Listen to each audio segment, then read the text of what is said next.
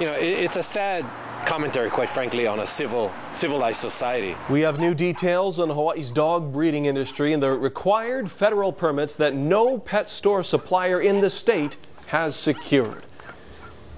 Good evening, I'm Keahi Tucker. And I'm Tanya Joaquin. It's another investigation you'll see only on Hawaii News Now. We've discovered a major lapse in regulation among Hawaii's dog breeding industry, something lawmakers want to change. Hawaii News Now's Tim Sakahara is here with this exclusive story. Tim. Well, Tanya, the undercover video helped show some of the conditions at puppy farms, and now it's also exposing more problems within the breeding industry. Well, since you folks have aired the story, my office has been flooded with phone calls and emails. Those contacts are not only upset about seeing injured and sick animals, but they've also revealed plenty of new information. For the first time, a local pet store owner says she's willing to hand over the names of all the breeders she's used. A list of 90 names. That's many more than the Hawaiian Humane Society knew about.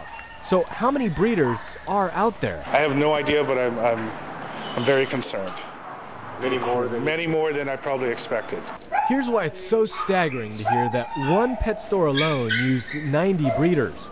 By law, if a breeder sells puppies to a pet store, they must have a federal permit. However, right now, not even one breeder in the state has that permit, which means there are plenty of breeders out there flying under the radar without following any rules. It was quite of a shocker. It clearly says that there's no regulation at this point.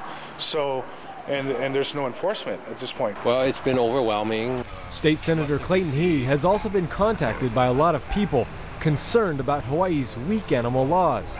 He's already met with the Hawaiian Humane Society, going over what should go into a new law. I think one of the most important aspects, we'll look at pet shops disclosing the source of the puppies. They're talking about capping the number of animals in a kennel, limiting how many times a female can get pregnant in a year, requiring exercise, and giving inspectors power to make unannounced visits.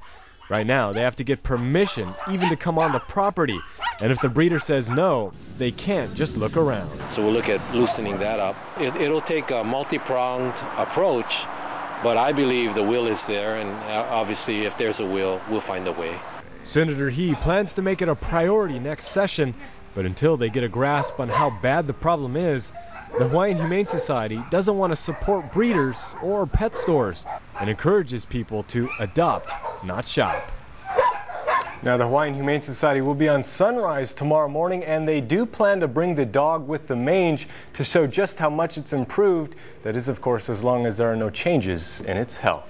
Well, Tim, obviously a lot of issues surrounding this, and they're only looking right now at the ones coming from Hawaii. Do they accept dogs coming outside the country?